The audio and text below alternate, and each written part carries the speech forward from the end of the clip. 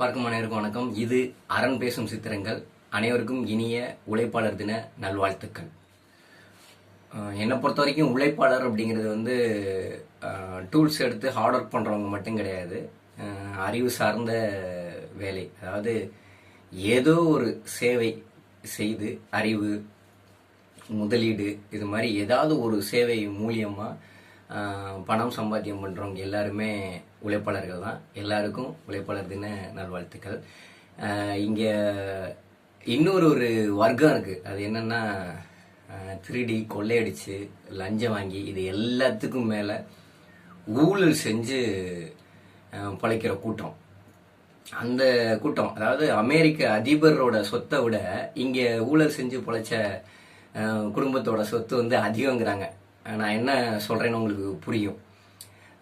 இந்த கூட்டம் ஒழியாத வர உழைப்பாளர்களான நாம் நம்மளோட அடுத்த கட்டத்துக்கு போகவே முடியாது.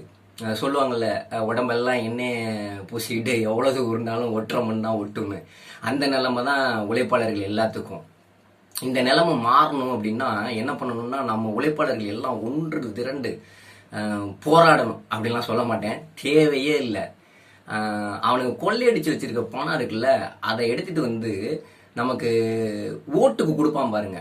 உழைக்கிற ஒவ்வொருத்தனும் ஓட்டுக்கு எவன் காசு கொடுக்குறானோ அவனுக்கு ஓட்டு போடாதீங்க.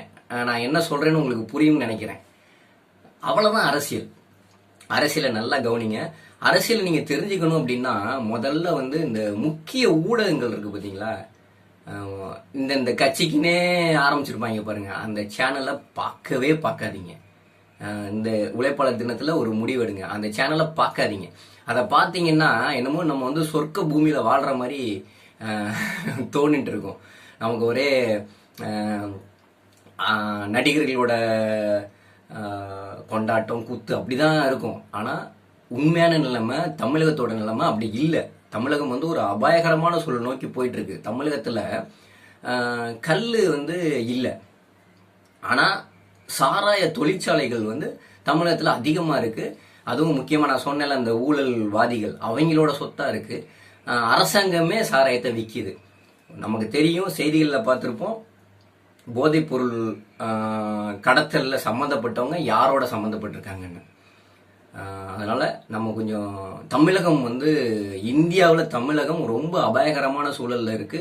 அதை புரிஞ்சு தமிழர்கள் விழித்து எழுந்து வர்ற தேர்தலில் யார் ஓட்டுக்கு காசு கொடுக்குறானோ அவனுக்கு ஓட்டு போடாதீங்க.